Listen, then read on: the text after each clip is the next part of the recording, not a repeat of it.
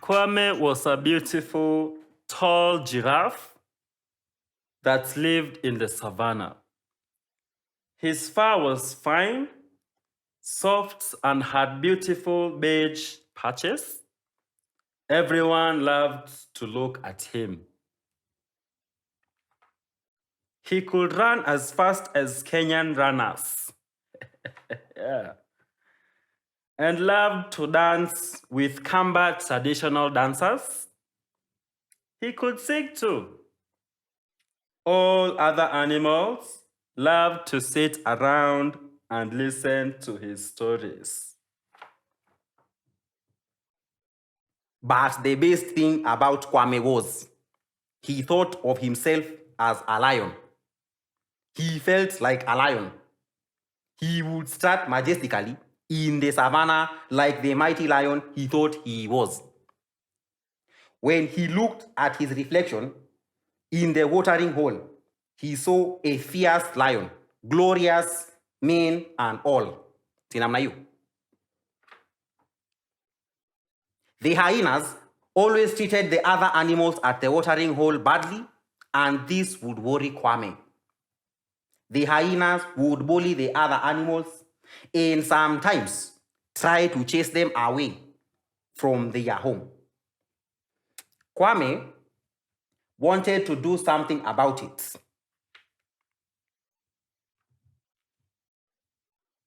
Kwame would go away from the watering hole, deep into the bush, where no other animals could see him. When he thought he was alone, he would try to let out a big roar, but all that came out was a meek growl. Hi, my name is Peter Griffin. Welcome to my hub. I would like to take you on a masterclass to understand what a voiceover is. So come with me on this journey and let's get busy, all right? All right.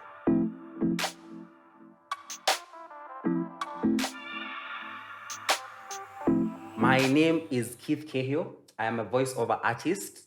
I do voiceovers for ads, jingles, and whatnot. I also do voice mimicry for animations and parodies.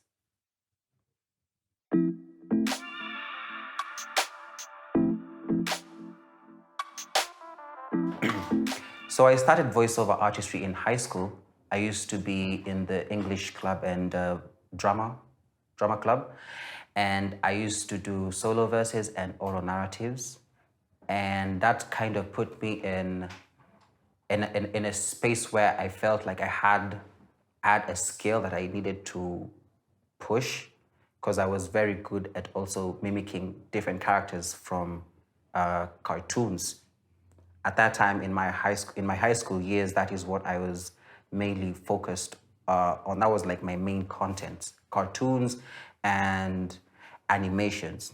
So on that line, I trained my voice, priming it to specific voices, something like Goofy. So I used to do a Goofy voice, something like, Yep.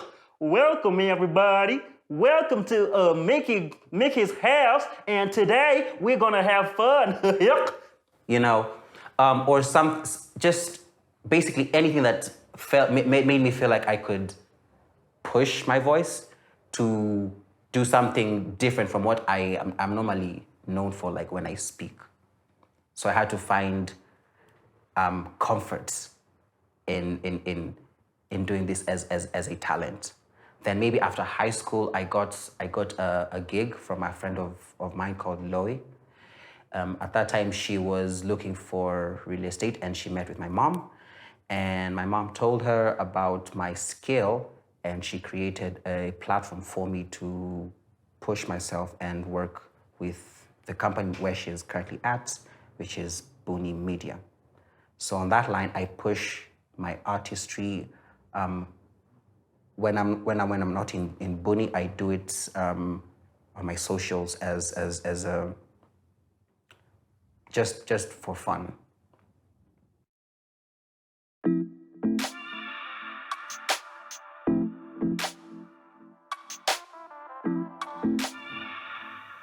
voiceover artist basically does a broad variety of things, mainly tailored with the vocal power.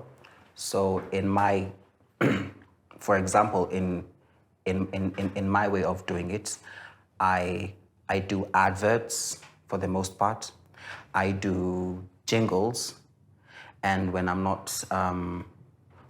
doing voiceovers for adverts and jingles, I am mimicking specific voices for, say, events.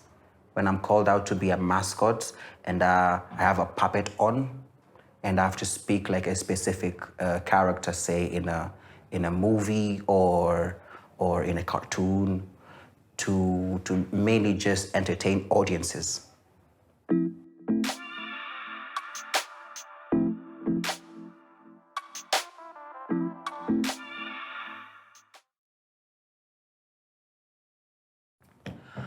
Voiceover artistry has evolved over time, and today it has become a bit easier for one to push their content or push word out that they have a brand as a voiceover artist.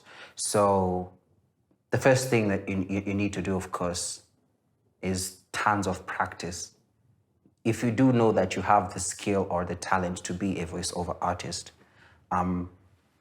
of course, you need to prime yourself to specific characters that you might think are well in check with your voice or are on your same vocal tone.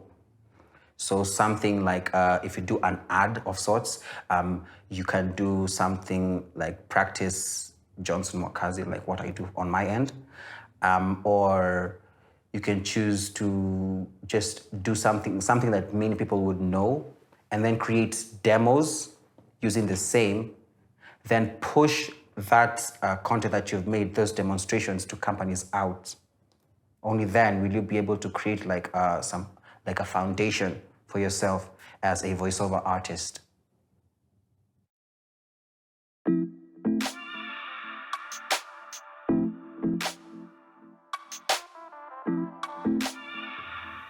Voice mimicry and voiceovers most of the time tend to intertwine with each other because when you're doing a voiceover, essentially you are trying to prime your voice to speak in to understand a specific mood. So your voice is maintained along the way, as compared to mimicry, where you actually have to be spontaneous in how you do the voice and also be in character. So if I was to say like I'm going to do a voice over, I'd do something on this line.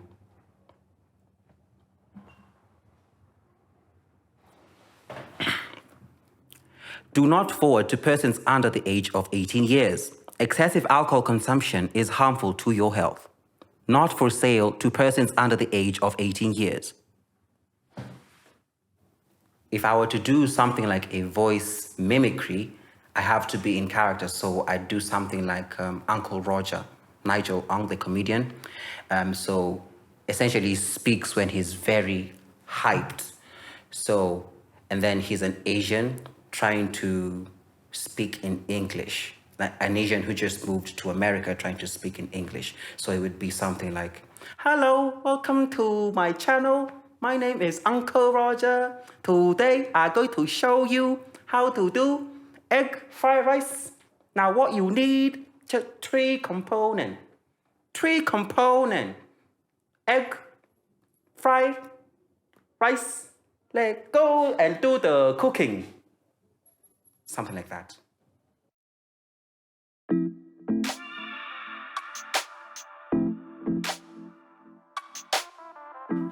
Voiceovers can be done by anyone who feels that they have that power or that confidence. You speak to someone and if they visualize you without having to see you. So a voiceover artist, doesn't necessarily have to put any character in doing the voiceovers. You just have to articulate your words very well when you're speaking, and also understand that when you're portraying the information, you're maintaining one context, one mood through the say ad or whatever piece of work that you're presenting.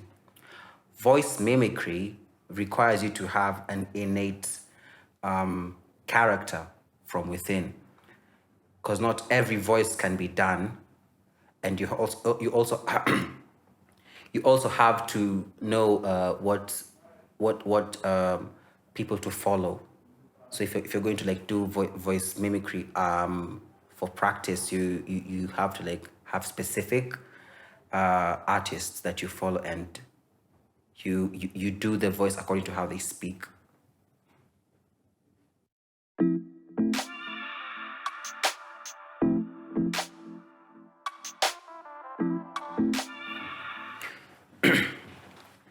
Voice mimicry requires you to be in character, whereas voiceovers can really be done by anyone who is in the voice artist industry.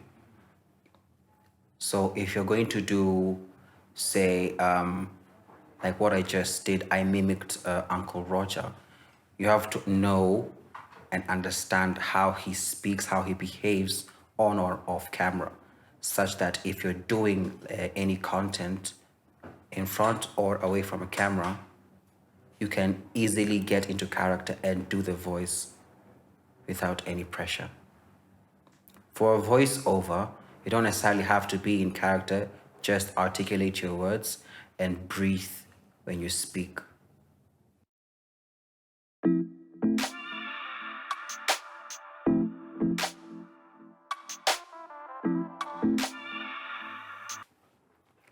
Voiceover artistry doesn't require really a lot for you to become a voiceover artist, but there are a couple of factors that you need to consider when you're getting into the industry.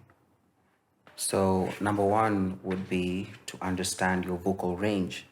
How powerful is your vocal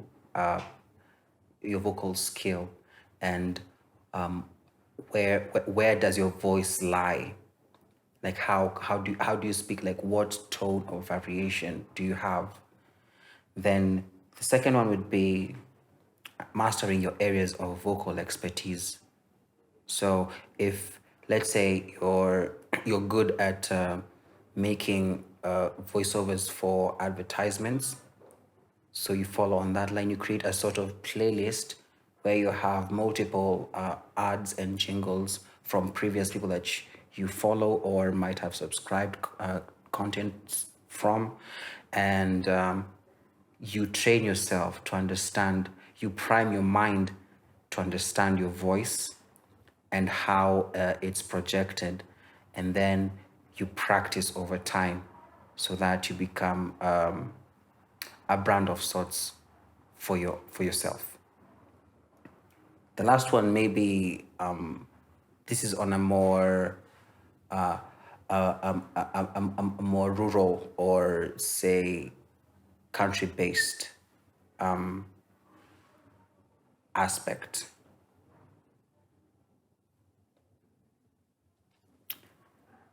Sorry. Just continue. Okay.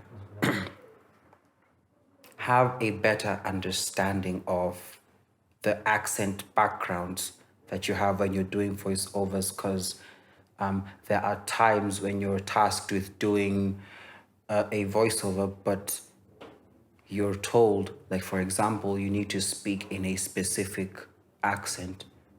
So you might be told to speak like someone who's from Western, and speak like Amruya.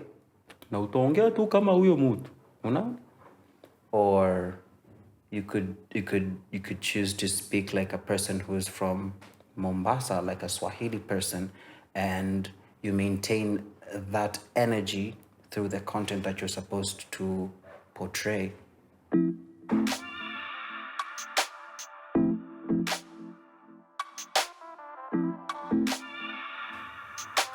Voiceover artistry is like every other form of art, requires you to practice on your vocal strengths. So you need to understand that voiceover, not everyone can do voiceovers, and you have to constantly push yourself to know where your voice stands. Then have a playlist of voices from previous people that you might have listened to, or a cartoon that you might really like, and just listen to the audios and how they speak, how they articulate their words, how they switch their vocal tones, how they compress air in their vocal cords. Then prime yourself to speak like that, to a point where you can actually mimic each and every aspect of their voice. And then in this current age, you need to be very persistent on using social media. So push yourself, push your name as a brand using all social media outlets, and you never know what might happen. Someone might see something that you've done maybe in the past, or a demo that you've put out, and they might be interested to work with you to push your brand.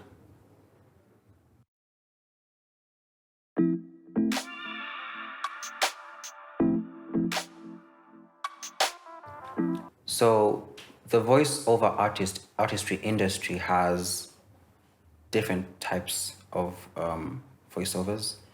But I'm gonna mainly prime on two.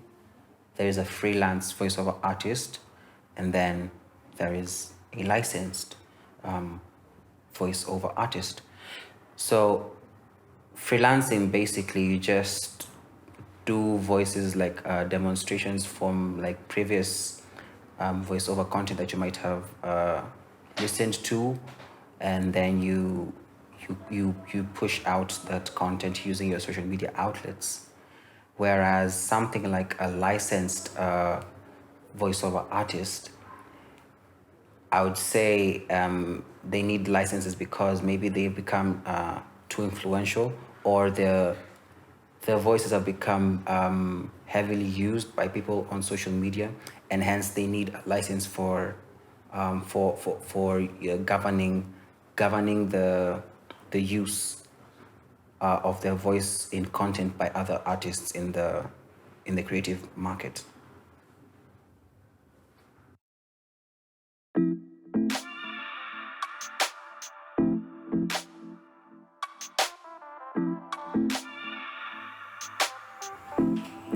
Mostly, I think voiceover artistry is a matter of growth.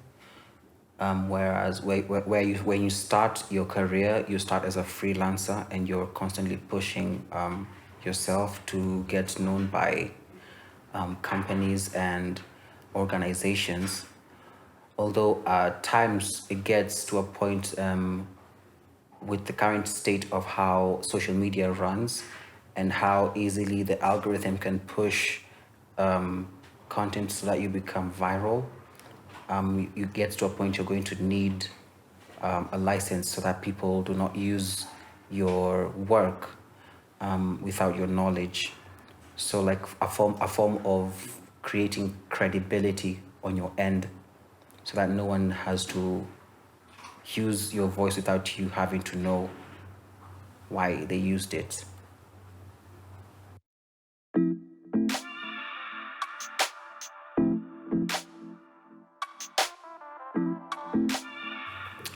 My life as a voiceover artist is actually quite simple. There isn't a lot that I really have to consider, but there are some things that I do every time I have a gig, or I am going to record something like content for a film. So, first of all, I do vocal warm ups. There are things that I I train myself over time to do, so that I expand my chest, because you need as much air as you can within yourself, so that you're able to like push out words articulately.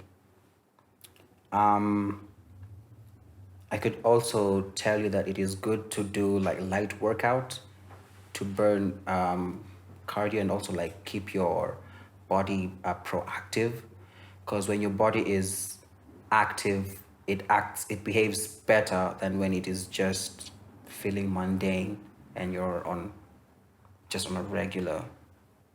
Like you need to be constantly proactive, like be hyped for the gig, and that's what I personally do when I go into studio. Then I get into the studio, I set myself up. I also have to like really look at how I am standing when I am presenting myself, presenting this piece. And then I get into character, and I do the voice that is required of me as per that gig.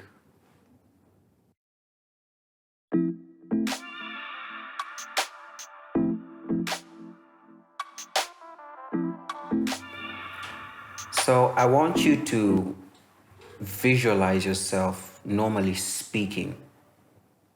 Be relaxed.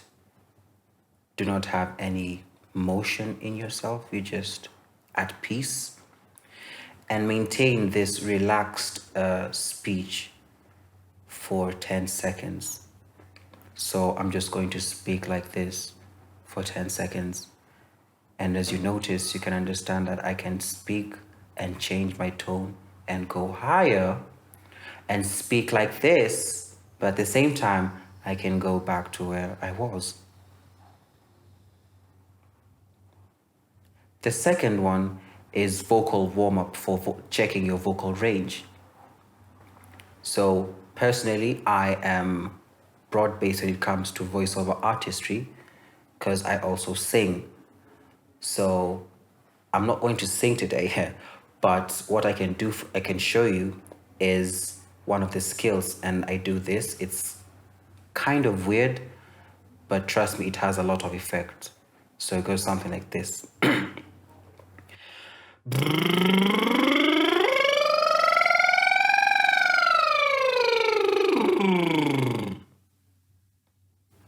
Now, as you can hear, I have gone higher and I've lowered it while maintaining the same speed through it all. Now you're going to do that, but you're going to go even slower. The idea for doing this is to also check your vocal cords. See, feel the vibrations in your vocal cords. So we're going to go again. We're going to do it slower. And you're going to go something like this.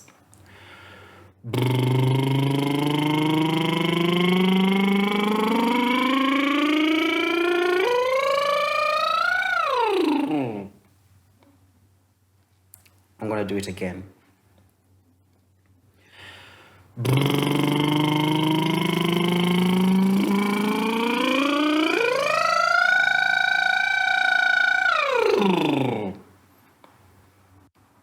Notice how I went up and maintained there. Like, check how far you can go. If you can push higher, always go, but never choke yourself. The third vocal coaching skill that I would show you that I do would be the whistle blow. So breathe in, take in as much air as you can, but don't stress your diaphragm and your chest. You also have to understand that you're trying to maintain comfort in your speech. And what you're going to do as you're breathing in, you're going to create a whistle blow, like how you whistle, like, but instead of whistling, you're just going to blow out the air. And then you're going to time yourself to see how long you can hold in the air until the air is out of your system. Now, in this scenario, I'll not be timing myself, but I will be taking account and feeling my diaphragm as it goes in and the air leaves me. So it goes something like this. Also, you need to like hold your hand somewhere close so that you feel the amount of power that you're putting into the blow. You don't push too hard, because then if you push too hard, you're going to lose breath fast. So something like this.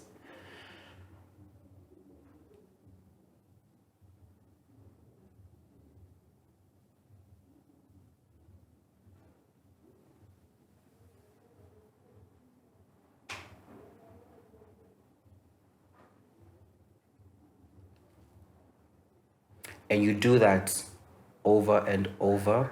And if you feel like you can add more air, you breathe in deeper, you add more air, and you regulate the air with this distance. The last one is a simple one. I call it gawking, or mouth yawning into speech. So it's something like how Joe from Family Guy speaks. Something like this. Oh, hi, how you doing? Oh, I am doing very fine.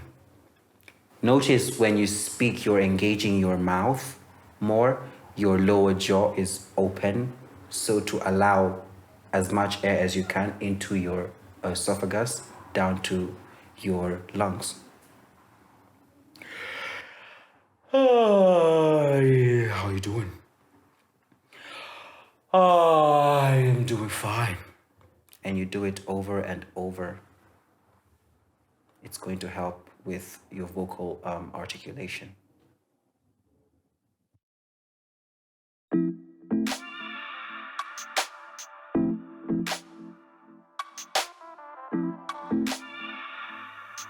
So there are a couple of things that you need to do for yourself if you're going to make a career in the voiceover artistry industry. But I'm gonna narrow them down to just 4. So number 1 is creativity in understanding your niche. So if you're presented with a script and you're told to record a voiceover, and you're supposed to maintain a mood, you need to be creative with how you present this mood, because there are multiple ways in how you can present different types of emotion. You can choose to be sad, but you can also be sad and do a voiceover, a voice mimicry of a character, but in that sad context. Alternatively, you can just be plainly sad, but speak as in the form of a narrator, like in a movie, or an orator, talking about maybe something like a clip about wildlife and how cruel the hierarchy of life is. Then the second one I'd say is networking. Use your friends, colleagues that you might have met in your experiences in life, people that you might know who might help you in the industry in growing and building yourself. The third one would be proactive marketing. So what I've previously said about having demos, and you're constantly pushing your brand out, making sure that people know that you are in the industry. And then lastly, have content of your own. Like, create content that is not necessarily primed at any specific person in the world. Like no one else can say this is someone else's work. Like this should have your image, such that if there's someone who comes across your content and they're interested, then they will look for you and you will work on something that is meant to make you more profound in this art.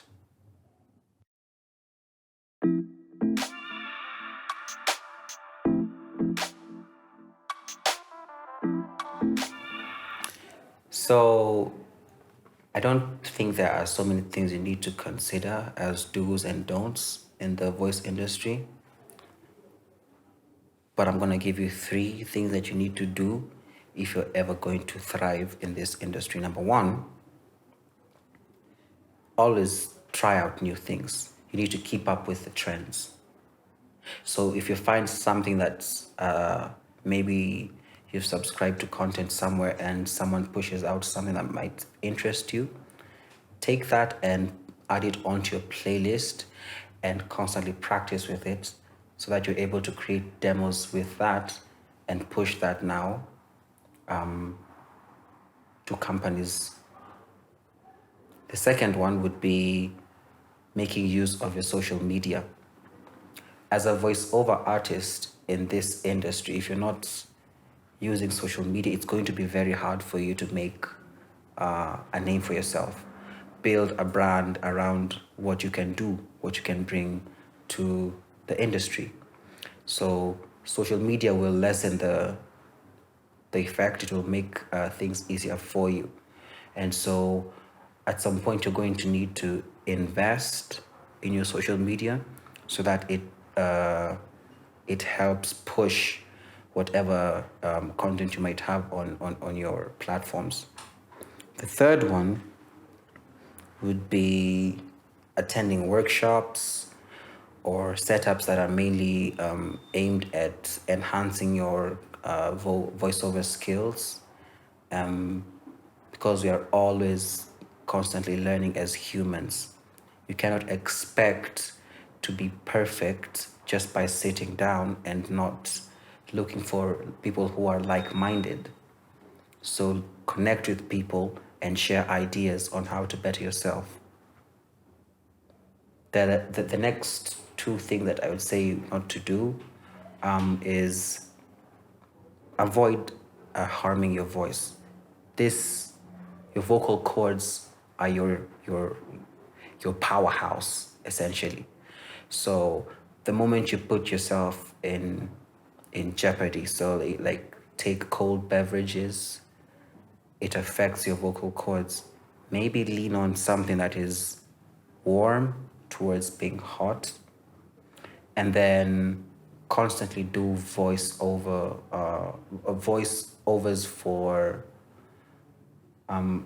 like warm-ups. Do warm-ups that are going to help you expand on your vocal power. And the second one is don't be lazy. Get out.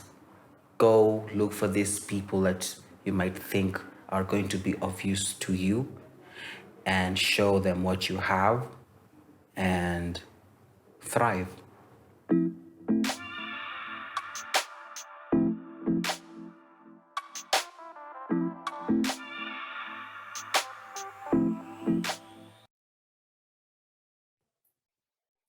Open verse challenge. Say this piece after me. Be creative. Strength. A word that's hardly strong enough to represent. A notion not worthy of her devotion. An arrangement of syllables that doesn't come close to painting her greatness. When you see her, know she's been through it and still stands tall. Beauty cannot describe her heart.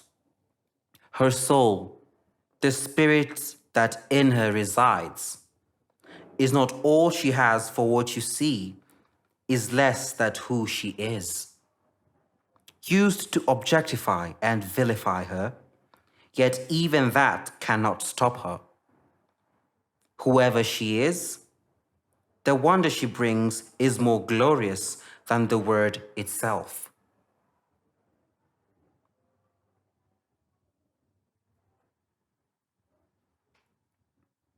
I want to do the beauty again. Yeah?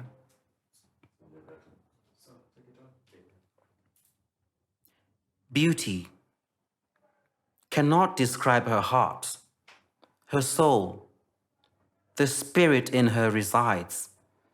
Is not all she has for what you see, is less than who she is.